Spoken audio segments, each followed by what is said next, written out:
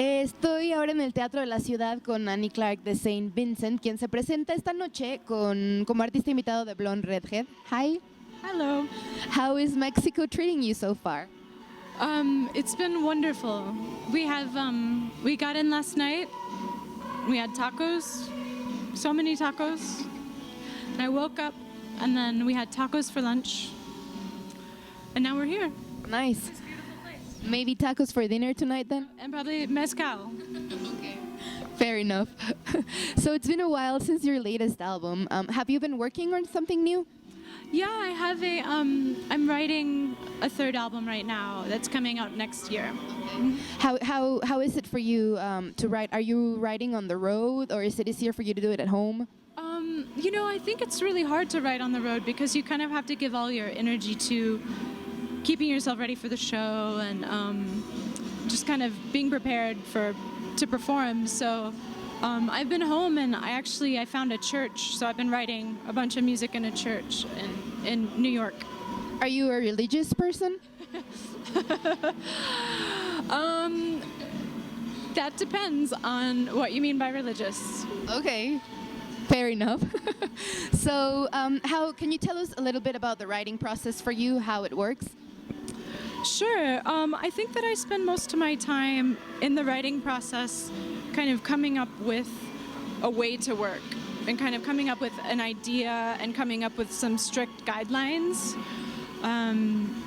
Like with Actor, I started all the songs and they were film scores, and I would watch my favorite scenes on repeat and try to score the scene, and then I'd go, oh, okay, cool, I have this piece of music now. How do I make a pop song out of it, So yeah, it's a lot of like research. It feels like writing a thesis almost, rather than like writing some songs. It's like a lot of research and development and like a lot of scouring, the right books for kind of like lyrically where I want to go, and seeing the right movies to feel like imagery-wise where I want to go. So how about scoring an actual film?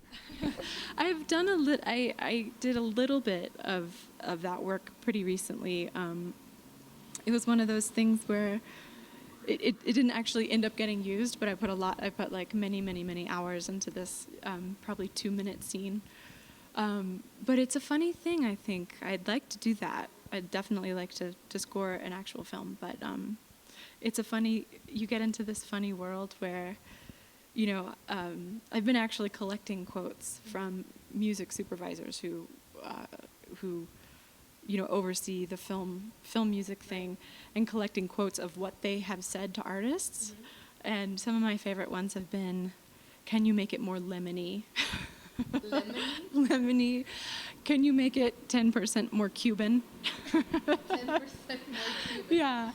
And I got asked if I could phase and futz with it. So I was like, okay, cool, yeah.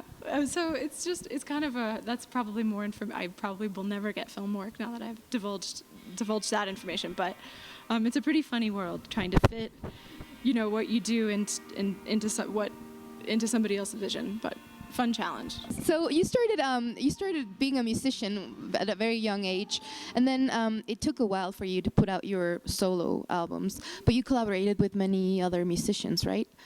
I did. How was that process between having your own music and then deciding to putting it out, and then touring with other bands? Well, it all kind of worked in this kind of all at the same time, and I guess.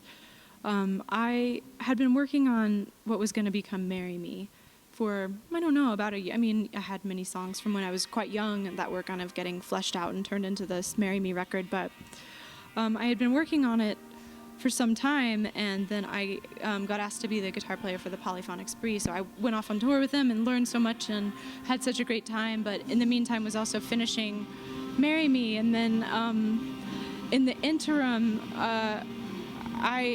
Sufjan heard the unfinished version of Marry Me and really liked it and was looking for somebody for his band, so he asked me to go on tour with him.